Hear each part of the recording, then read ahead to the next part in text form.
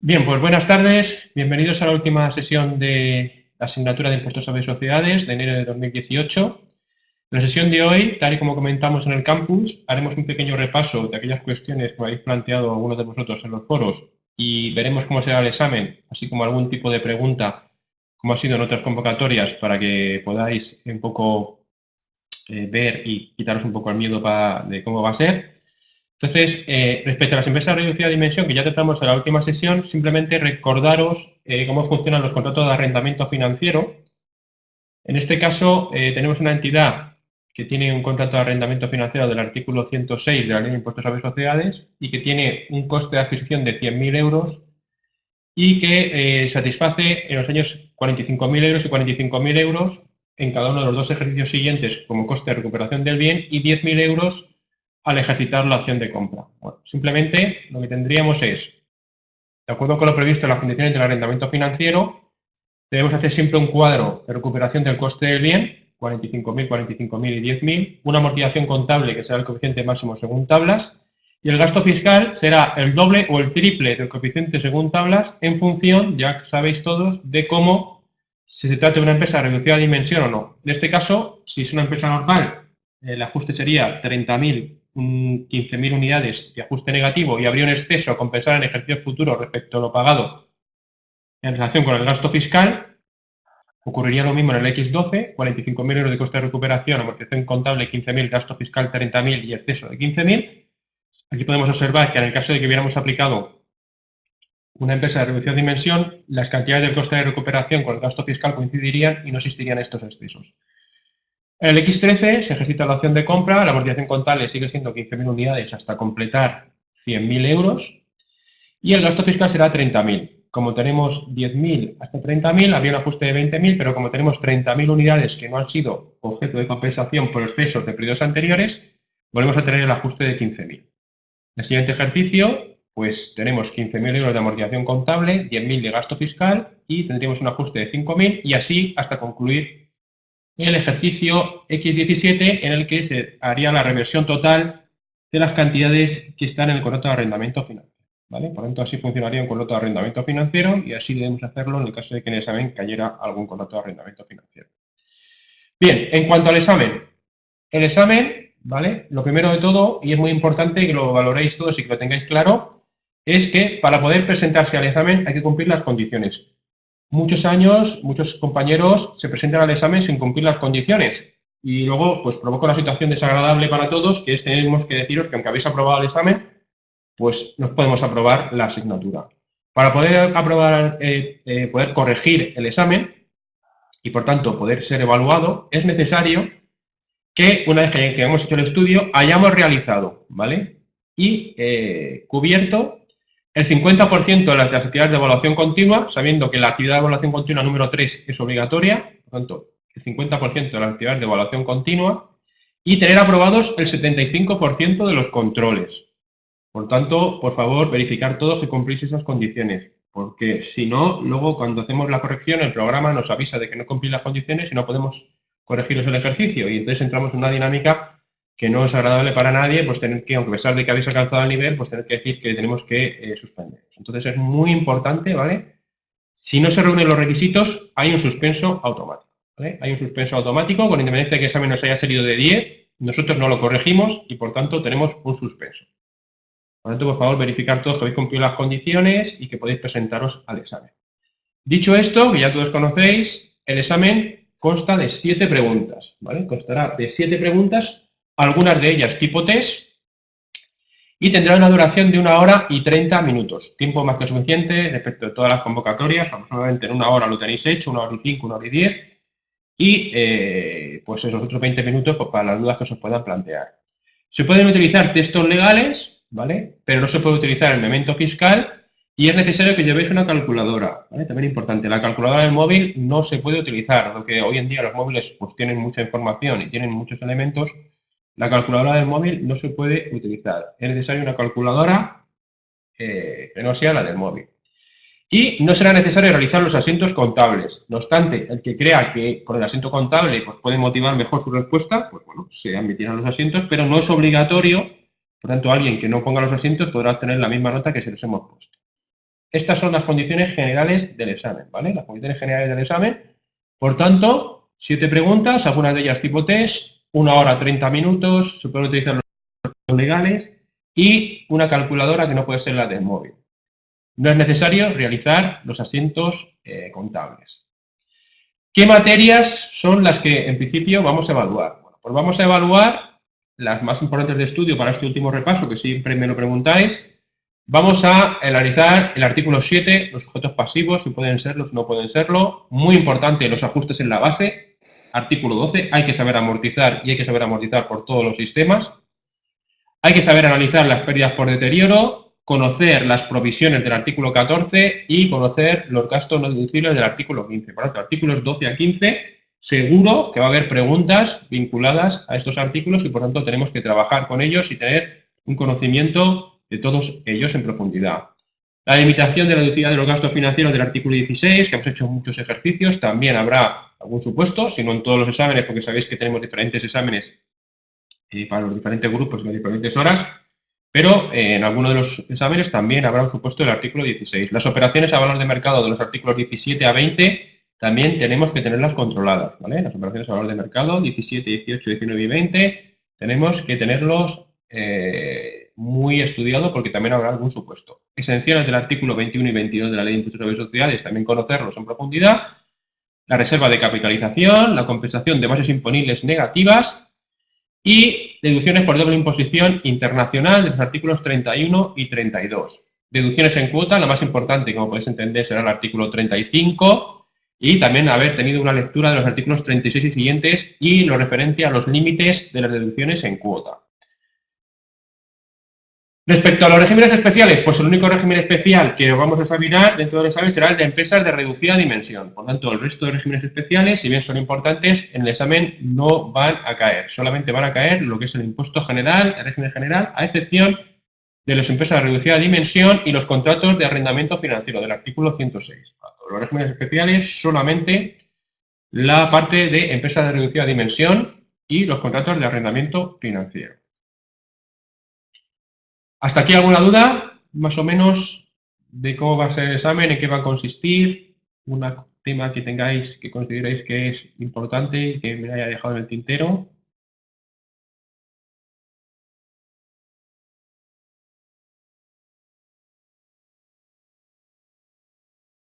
¿Vale? No tenemos ninguna duda. ¿Seguimos? Perfecto. Bien. Me seguís escuchando todos, ¿verdad?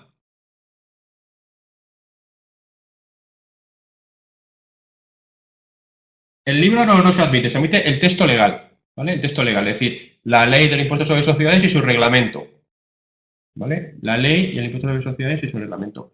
A ver, respecto a la ley del impuesto sobre sociedades, las anotaciones, bueno, las anotaciones que se puedan hacer, si realmente lo que tienes es un texto que está todo anotado, a ver, si tienes alguna anotación no te vamos a decir nada. Si tienes alguna pequeña nota que te hayas apuntado, pero, a ver, normalmente las leyes pues las tenemos con alguna nota pequeña, pero si Ramón, Raúl, lo que no puede ser es tener prácticamente el texto ahí metido en la norma, ¿vale? Porque no es el objetivo. El objetivo es que con la ley y con el reglamento, pues que podáis hacerlo y si tenéis alguna anotación pequeña no pasará nada, ¿vale? No, a ver, no vamos a tirar la ley porque tengamos una pequeña anotación, ¿vale? Eso en principio no genera problemas, salvo que sea algo que evidentemente se sale de lo común. Bien, dicho esto, si os parece, vamos a ver algunas preguntas de examen de otras convocatorias para que os quede claro el tipo de pregunta y cómo se debe enfocar. Una de las preguntas de una de las convocatorias anteriores era la sociedad Gemesa adquiere un elemento por 1.600 en el ejercicio N y transmite el elemento por 1.000 a una sociedad vinculada con ella. En el ejercicio N más 1 se transmite y el ejercicio N más 1 después de la transmisión recupera el valor hasta 1.500. Ajustes del impuesto sobre sociedades. Bien, pues en estos casos, en el ejercicio N, lo que se produjo es una renta negativa por la diferencia entre el valor de adquisición y el valor de venta, 1.600 menos 1.600 unidades, y que fue un resultado de pérdida tanto contable como fiscal. En el ejercicio N más 1, la sociedad B, vinculada, tiene contabilizado por 1.000, dado que se produce la recuperación del valor del bien. En este caso, lo que tenemos que hacer es un ajuste positivo en el N más 1, porque así lo establece el impuesto sobre sociedades. Por tanto, la sociedad B, en el ejercicio N más 1, debe efectuar un ajuste positivo de 500 a su resultado contable para determinar el disponible del ejercicio. Bueno, pues esto fue una pregunta de examen de otro año, ¿vale? De un año anterior. Como veis, son preguntas cortas, similares a las que habéis hecho en los controles y en la evaluación continua. Y no es un caso largo, sino que son preguntas independientes, cada una de ellas, y breves. En cuanto a otro examen de otra pregunta del examen de convocatorias anteriores, teníamos una sociedad que tenía una serie de productos respecto a los cuales tiene garantías de reparación en el año 1. Para hacer frente a estos gastos, pues se ha dotado en el ejercicio de N+2 una oportuna provisión con cargo a pérdidas y ganancias de 45.000 euros. Y nos da un cuadro en el que dice que los gastos por ventas con garantías vivas en N1 y N2 son estas cifras que aparecen aquí, y que las ventas con garantías vivas en el 31 de N+2 son 350.000 euros.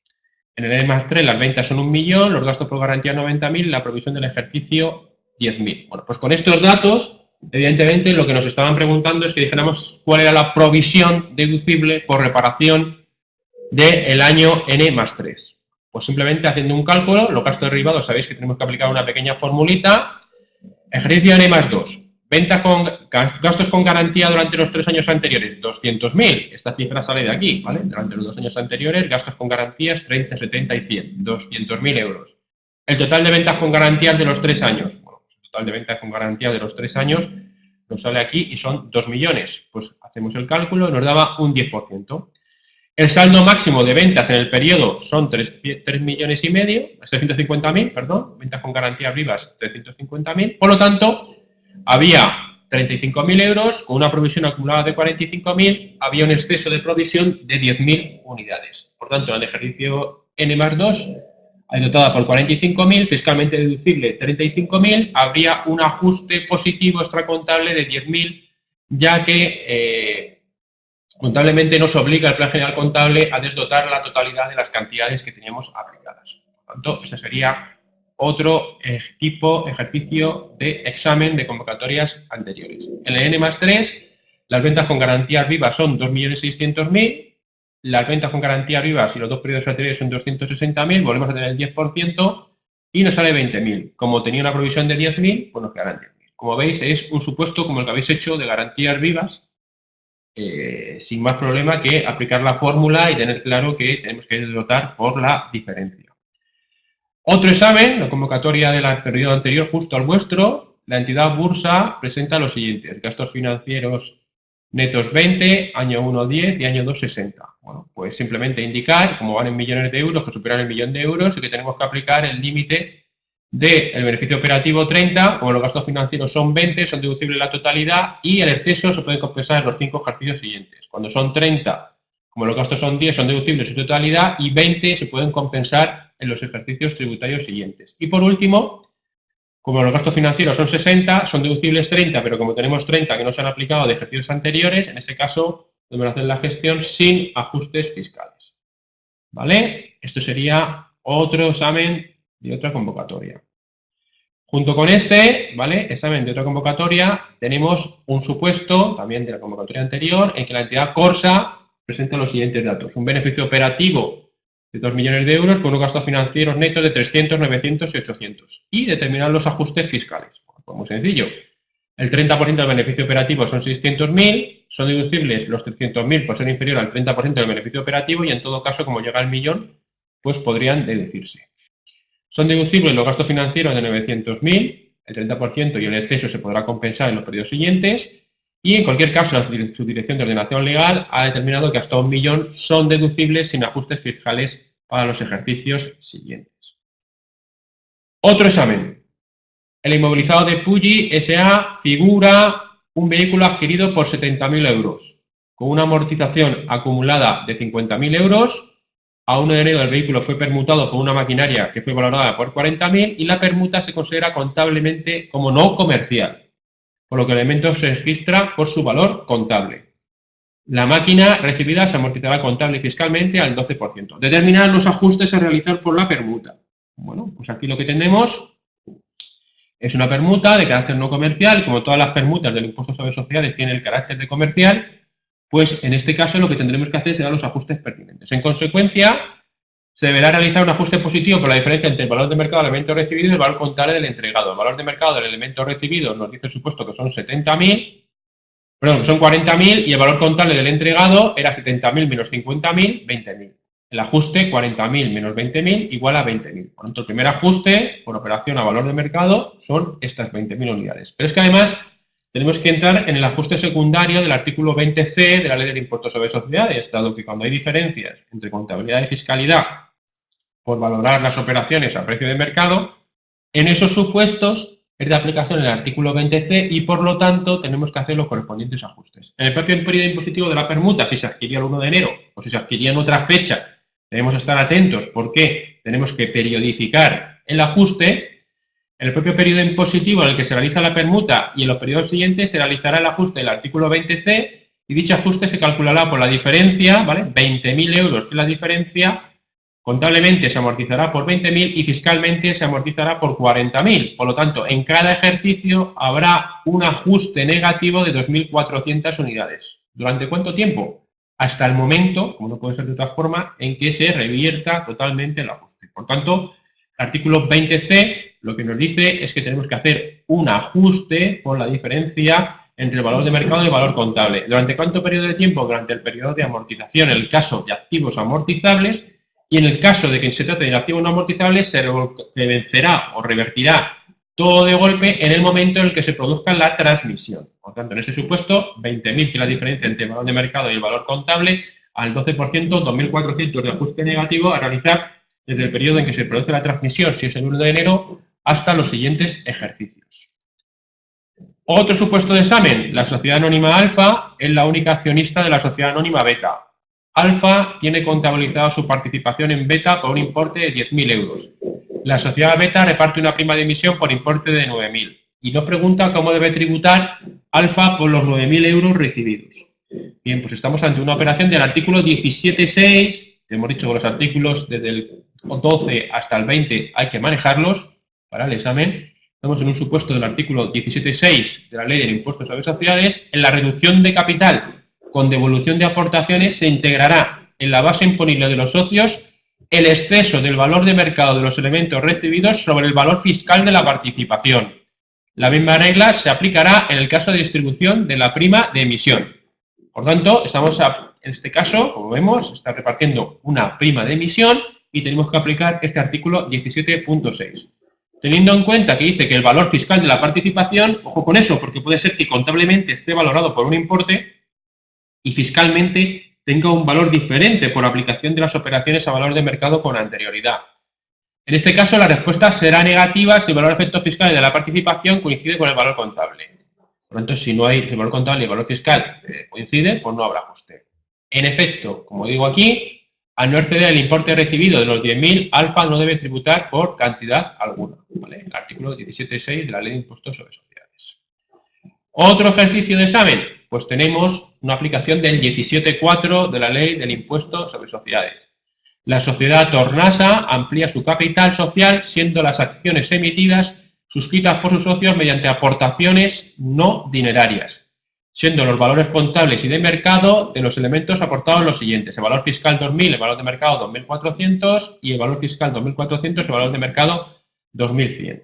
Determinar los ajustes fiscales que supone esta operación. Pues en concreto esta operación supone, la norma fiscal establece para este tipo de operaciones del artículo 17.4 que las aportaciones no dinerarias efectuadas por la empresa en la constitución o ampliación de capital de otras sociedades, como es en este caso, debemos aplicar el criterio de valoración de precios a valor de mercado, como todos sabemos. Entonces, los elementos patrimoniales aportados en la sociedad aportante, la sociedad que aporta, debemos hacer un ajuste positivo por la diferencia entre el valor contable y el valor de mercado del elemento integrado. Y eso va a determinar un ajuste, un mayor valor a efectos fiscales. En la entidad adquirente deberá valorarse en todo caso por su valor de mercado. Y eso determinará que si es un bien amortizable, como hemos visto, se da aplicación el artículo 20 de la Ley del Impuesto sobre Sociedades. De ser distintos valores, el artículo 20 entrará en juego. Si el valor contable y el valor fiscal coinciden, el artículo 20 no entrará en juego. De acuerdo con los criterios contables, AXA valorará la participación recibida por el valor de mercado de los elementos aportados. En este caso, fijaros que el valor fiscal eran 2.400 y el valor de mercado eran 2.400, bien, pues la valorará por 2.400, por lo que contablemente se manifiesta un resultado en el socio por 400. Si esos 400 en el supuesto nos dijeran que no ha sido renta, deberíamos hacer un ajuste positivo. En el caso de que contablemente lo haya hecho a valor de mercado y nos dijera el supuesto que lo ha contabilizado a valor de mercado, no habría ajuste. Por tanto, tendremos que estar a lo que diga el supuesto. Si el supuesto dice ha valorado por 2.000, pues tendremos un ajuste positivo de 400 unidades. Ha valorado por 2.400. No habría ajuste. No habría ajuste. ¿Vale? Eso lo tenemos que tener muy importante. Respecto de Betasa, resulta que la aportación que hace a la sociedad se manifiesta una renta a efectos fiscales negativa de 300 unidades, dado que el valor de mercado de los elementos apartados es inferior al valor contable de la aportación. Bien, en este caso la integración de la base embedded no requiere ningún ajuste, dado que debe reconocerse también contablemente. Si contablemente resulta que la entidad lo ha reconocido con un valor inferior, lo ha reconocido con una pérdida de 300 unidades, ya hay una pérdida de 300 unidades que es gasto contable y fiscal y por tanto no tendremos que realizar ningún tipo de ajuste. Si por el contrario el supuesto nos planteara la situación en la que dice que lo ha contabilizado por su valor fiscal o su valor contable inicial, en ese caso sí que deberíamos hacer un ajuste negativo por 300 unidades, porque lo que establece el artículo 17.4 es que se valore por su valor en el mercado, 300 unidades. En último caso, debe haberse respetado siempre los principios contables, ¿vale? ¿Y qué ocurrirá? Pues que nos podemos encontrar, sabéis que las pérdidas por deterioro ya no son deducibles, pero que sí hubiera una pérdida por deterioro de anteriores ejercicios que hubiera sido deducible. Pues tenéis que estar atentos porque se producirá la reversión y tendremos que hacer las correspondientes reversiones en el caso de que hubiera habido pérdidas por deterioro de ejercicios anteriores y que como consecuencia de esta operación que se valora a precio de mercado hubieran revertido. Si hubiera sido, tenemos que estar atentos, por tanto, ojo a las pérdidas por deterioro de ejercicios anteriores que reviertan en estos ejercicios. Bien, el artículo 18, por último, para acabar, el artículo 18, un ejemplo de examen de otras convocatorias en el que ha caído el artículo 18, tenemos determinar las consecuencias fiscales en el impuesto sobre sociedades de operaciones en las cuales se produce lo siguiente. La sociedad ARPA S.A. transmite a la sociedad Borca S.A. un terreno que forma parte de su inmovilizado por 1.000, siendo su valor de mercado, según un informe de una tasadora, 1.500. ARPA participa en el 100% del capital de Borca, por tanto, operación entre entidades vinculadas. Suponer ahora que Borca, la adquirente, es la entidad matriz del 100% del capital de ARPA, es decir, forma parte, ¿vale? ARPA participa en Borca en un 100% y Borca es la entidad matriz, ¿vale? Borca es la entidad matriz, por lo tanto, vinculación clara entre ambas partes. Suponer ahora que ARPA transmite a Borca la participación en un 80%. Bueno, pues aquí vemos, y luego suponer que Borca un 80% y que los valores son 1.200 y 1.400. Bien. El artículo 18.1 de la Ley de Impuestos sobre Sociedades establece que las operaciones entre personas vinculadas se deberán realizar siempre a valor de mercado. Además tenemos el artículo 18.11 que establece expresamente que las operaciones a valor de mercado, si son diferentes del precio convenido, deberán producir dos ajustes, un ajuste primario y un ajuste secundario. En este caso, el artículo 11 procedería a practicar un ajuste positivo de 1.500 unidades por diferencia entre 1.500, que es el valor de mercado, y 1.000, y por otro lado, la entidad beta debería hacer un ajuste negativo. El ajuste primario, por tanto, en este supuesto es más 500 para una entidad, menos 500 para la otra entidad. Con eso, lo que hemos hecho es hacer tributar donde corresponde a cada uno, determinando la base imponible correcta de no haber mediado esa vinculación, dado que entendemos que el precio se ha visto vinculado o se ha visto afectado como consecuencia de la vinculación entre partes. Bien, por lo tanto, tenemos un ajuste de más 500 y de menos 500. Pero luego el legislador establece a su vez que el artículo 18.11 un ajuste secundario. Dice el legislador que tenemos que determinar, como ya explicamos en su momento, quién es el beneficiario. Si el beneficiario es el socio, se considera retribución a los socios, y si el beneficiario es la entidad, se considera un aumento de capital.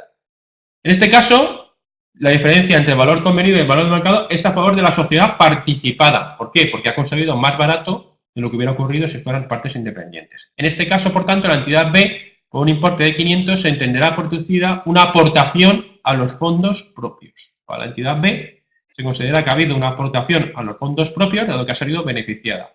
Dicha aportación, en B, no se integra en la base imponible, porque es una aportación a los fondos propios, sino que incrementa el valor de la participación de la entidad B, ¿vale? Por tanto, en este caso, lo que tenemos es una aportación a los fondos propios con un ajuste positivo y además un mayor valor de la participación a futuro.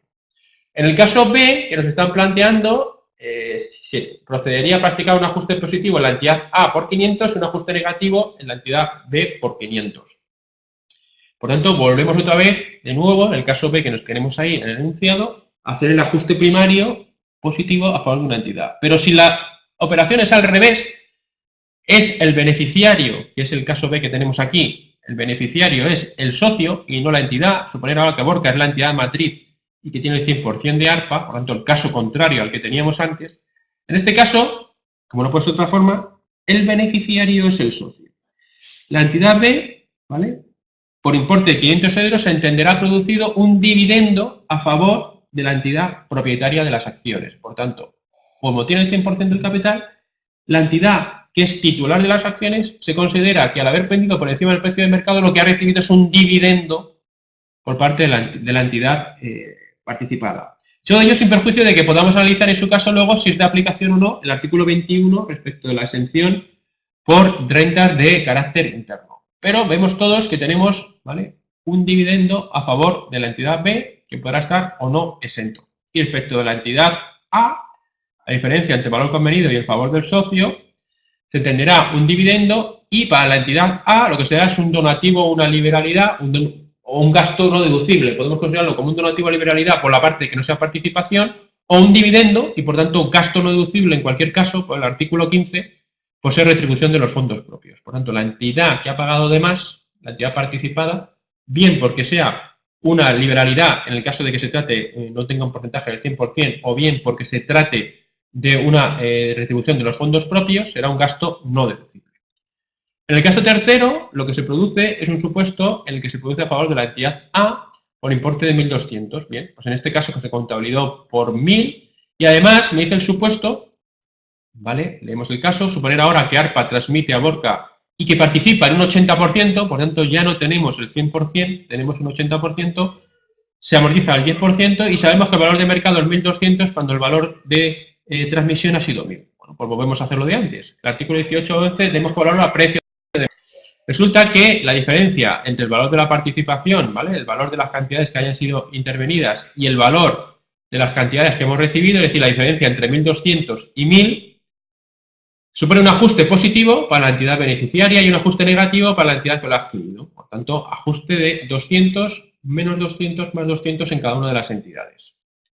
Adicionalmente, el artículo 18.11 de la ley dice, oye, tenemos que determinar quién ha sido el beneficiario. En este caso, el beneficiario es la entidad participada.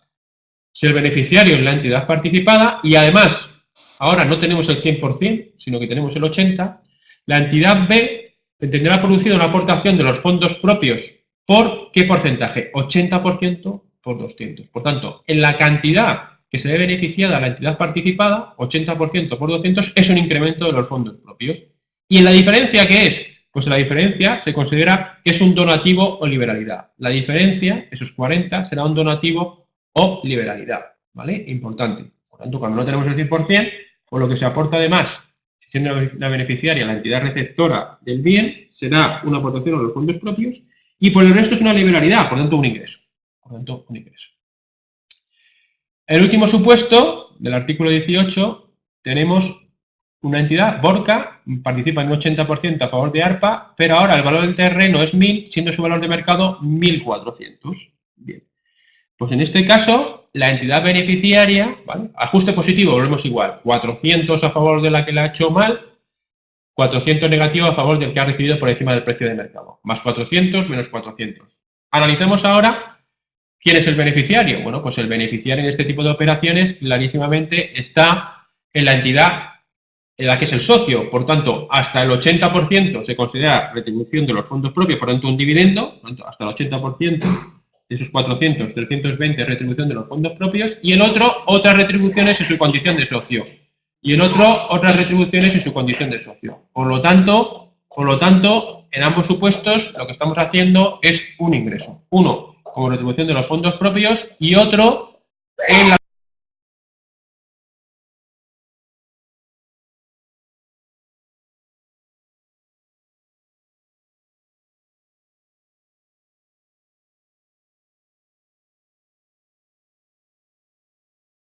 Y por lo tanto, tal y como decía, para el otro 40, otras retribuciones en su condición de socio.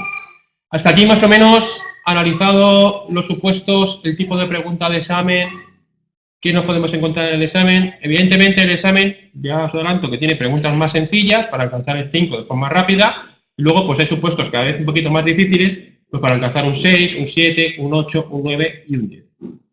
Eso sería un poco, ¿vale?, la idea de lo que vamos a tener como examen.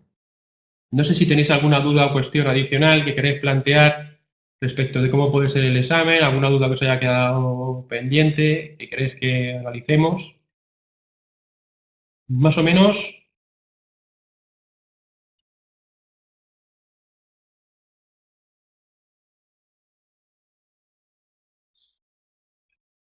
Este PowerPoint, ¿vale? Os lo voy a colgar ahora, nada más terminar la sesión, os lo dejaré en el campus.